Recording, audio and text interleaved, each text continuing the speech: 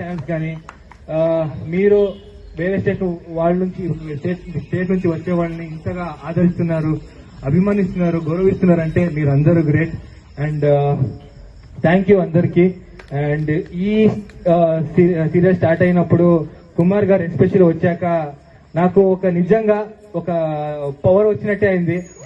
చెప్తాయి మాట, నేను ఫస్ట్ టైం ఆయన చూశాక ఇదబ్బా కావాల్సింది, ఒక యూత్ కలిసి పనిచేస్తుంటే అది వేరే లెవెల్ వెళ్తుంది అనుకున్నా, అలాగే వెళ్ళింది అది.